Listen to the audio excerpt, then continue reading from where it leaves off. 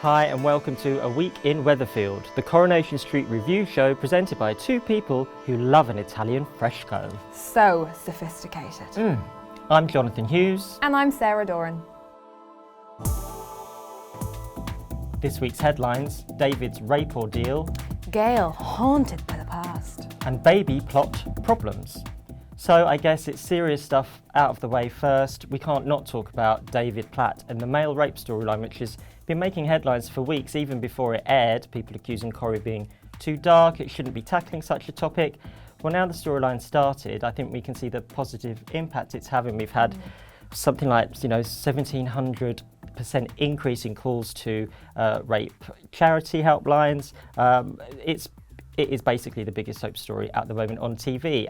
Sarah, what have you made of it? Has it started properly? I think it's gotten off to a very kind of honest start in a way. I feel we're seeing in David, I know everybody's experience is going to be different, but say David's particular experience, we're seeing his struggle to kind of vocalise what has happened to him, because I don't think he's quite processed what has happened to him. No, you can really tell that in the performance, can't you? He really is like, I can't believe this has happened. Yeah. And I think we've seen the way, David has always been surrounded by this big family of women who have been through a variety of traumas. A huge themselves, variety of traumas. But he kind of hasn't had a male influence in his life in a while, not since Nick, unfortunately, had his unfortunate accident and the repercussions of that.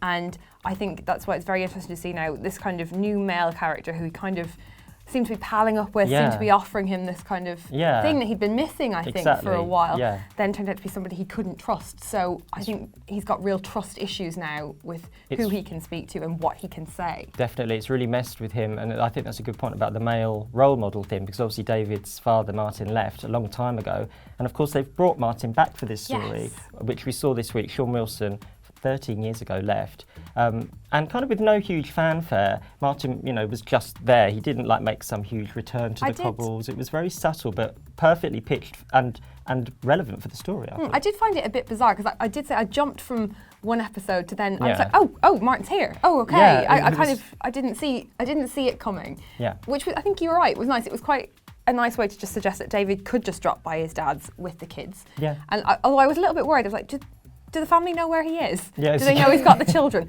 Anyway, that's an aside. He didn't do a run. No, that's not important. But I do think it's very interesting bringing Martin back, because I do think there's a whole area to explore here where we see those brilliant scenes between Martin and David, where Martin's talking about how when David was a little boy, he always knew if something was wrong with him, he'd pick him up, convince him to tell him, and he'd sort it out for him. And I think we'll see that idea that perhaps Martin has as a father, that he can protect his son and he can have the kind of, I don't want to say manly reaction, but in a way the manly reaction. Yeah, the traditional father role, the paternal role that David's lacked. It would be quite interesting to see how, if it's revealed, obviously, to Martin, how he processes what has happened to David. Because I think we could almost assume that while, Gail and Audrey and Sarah would be obviously very upset for David. Sure. I think they would handle it quite well, because they've seen what's happened to Bethany in the past year as well.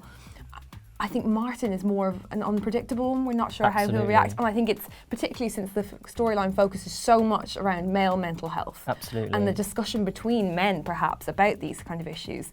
There's a really important thing to kind of get into there, and I'm quite interested to see how that unfolds. Definitely. I think it's bringing a character back for a really good reason, not just for ratings, not just for sensationalism or a gimmick. It's really relevant. I think that's a really good point.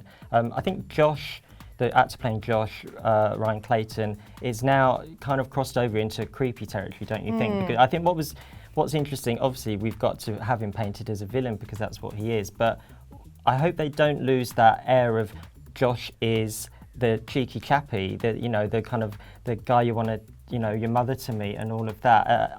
Is he getting overly creepy and it diluting it slightly, do you think? I'm a little bit worried about that. Yeah. I think it's all right so far. Yeah. But I think there's so much more power in, like you say, Josh being that cheeky chappy and being aware that cheeky chappy is just as likely to do something horrific as someone like Pat Phelan is. I know Phelan's probably not the best example because Phelan is, again, he's got layers, as the kind of good guy with the layers. But there was the brilliant scene at the birthday party where we see Josh and he's chatting to Sarah and he's handing the gift over.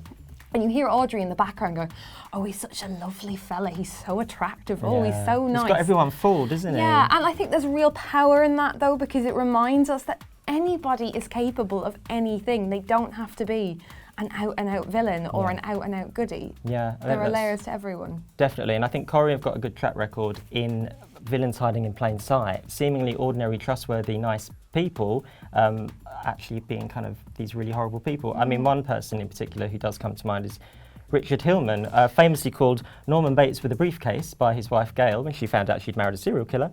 And Richard Hillman actually is back from the dead. Yeah, I mean, this is quite nice, right? We segue from something serious into something And that's Corrie for you. Yeah, all those people saying there's no comedy left in Corrie, but that's a lie because, yeah, this week we have had this bizarre but brilliantly hilarious story of Rosemary, the clairvoyant, or is she, looking in her crystal ball and kind of telling Gail she is got a curse on her. Yeah, the curse. To be honest though, do you know what? Of all the things a kind of dodgy medium could have told Gail, that's actually something that even the viewer can be a little bit drawn into, I think. Definitely. You can feel like I mean, I don't want to segue back into it, but I mean, look at what's just happened to David. It's horrific. Yeah.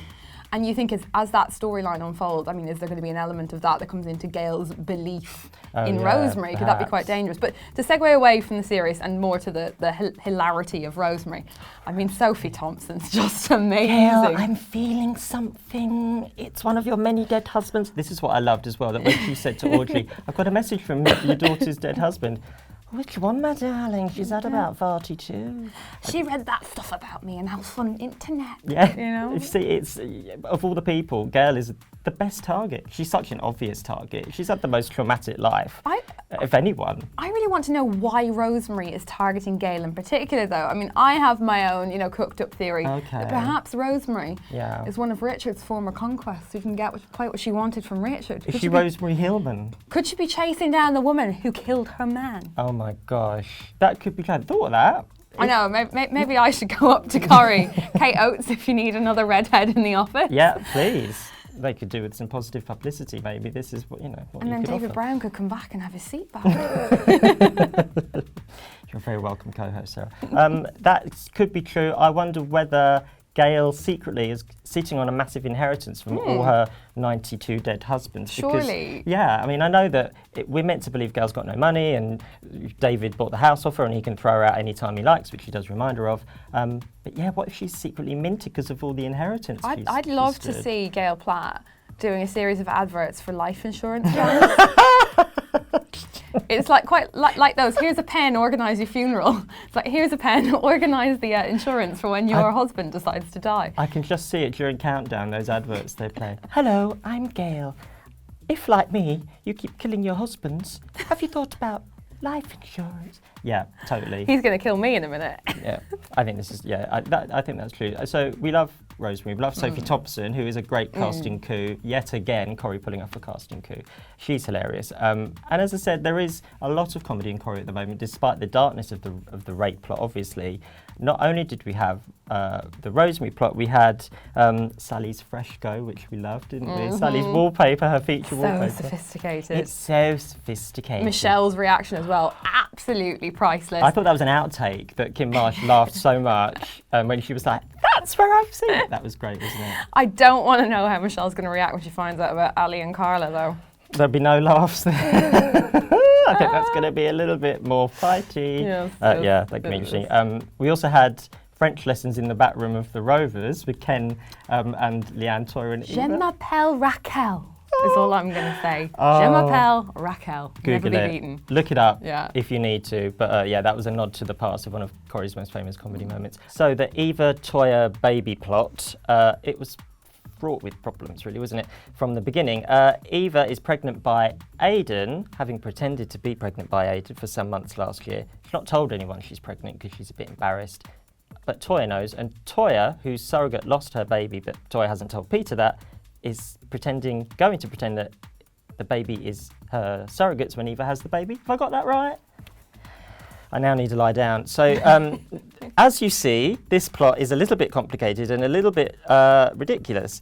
The plan is full of flaws, and there was a brilliant scene this week where Toyah and Eva were in the bistro, and it's as if they just went, this plan's crazy. They listed all the flaws. How are we going to get Peter to be legally adopting this baby? How is Eva going to give birth pretending to be Toya? What if there's complications? Do you think that that's the characters actually breaking the fourth wall and saying, this doesn't make sense? It almost felt like they were laying out the challenges for the writers. I mean, like, okay, guys, here's what you've got to solve.